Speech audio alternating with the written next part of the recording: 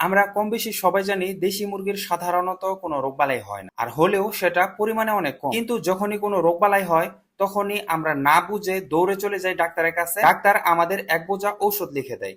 মুরগি তো ঔষধ ঠিকই খায় কিন্তু সুস্থ হয় না, মাঝে লাভ হয় ডাক্তারের। মূলত এটাই কারণ আমরা ছোট খামারিরা মুরগির খামার করে লাভের মুখ দেখতে পাই। আর তাই দেশি মুরগিকে রোগবালাই থেকে আজীবন দূরে রাখতে মাত্র দুটি গাছের পাতা দিয়ে আজকে এমন একটি প্রাকৃতিক চিকিৎসা করব, এবং সেটা আপনাদেরকেও শিখিয়ে দিব, যার ফলে মুরগি 12 মাস সুস্থ থাকবে। দেশি মুরগি আর কখনোই মারা যাবে না, আর এটার কথা কিন্তু কোনো ডাক্তারও আপনাকে বলবে না। ভিডিওটি যদি ভালো লাগে তাহলে ভিডিওটিতে একটি লাইক ও চ্যানেলটি সাবস্ক্রাইব করবেন, নয়তো করার দরকার নেই। আজকে যে চিকিৎসাটি করে আপনাদের দেখাবো এর জন্য একটি টাকাও কিন্তু আপনার খরচ করতে হবে না।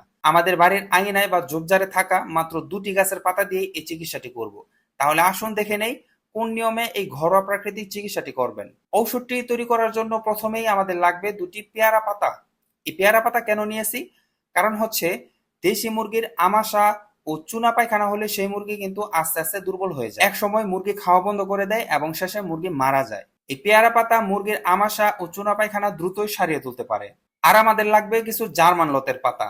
এই পাতাটি নেওয়ার কারণ হচ্ছে মুরগির ঠান্ডাজনিত যত সমস্যা আছে, যেমন সর্দি, কাশি, নাক দিয়ে পানি পড়া, হা করে নিঃশ্বাস নেওয়া ইত্যাদি, এই ধরনের যত সমস্যা আছে সব দূর হয়ে যাবে এই জার্মান পাতায়। খেয়াল করে দেখবেন দেশি মুরগিগুলোর কিন্তু সাধারণত এই ধরনের রোগবালাই হয়, এর বাহিরে কোনো রোগবালাই হয় না। আবার মুরগির যত বড় বড় মহামারী আছে তার সবগুলোর সূত্রপাত কিন্তু এই কয়েকটা রোগবালাই।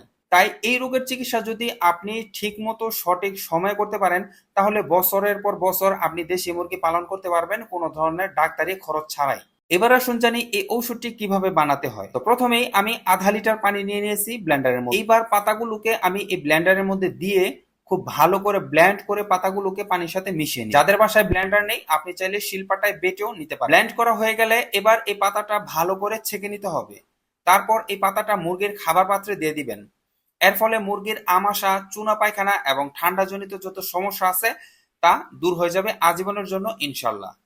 এই ভিডিওটি দেখার পরেও যদি আপনার মনে কোনো প্রশ্ন থাকে তাহলে আমাকে করতে পারেন, আমি আপনার কমেন্টে রিপ্লাই করব ইনশাল্লাহ। আর ভিডিওটি যদি ভালো লাগে তাহলে একটি লাইক ও চ্যানেলটি সাবস্ক্রাইব করবেন, নয়তো করার দরকার নেই।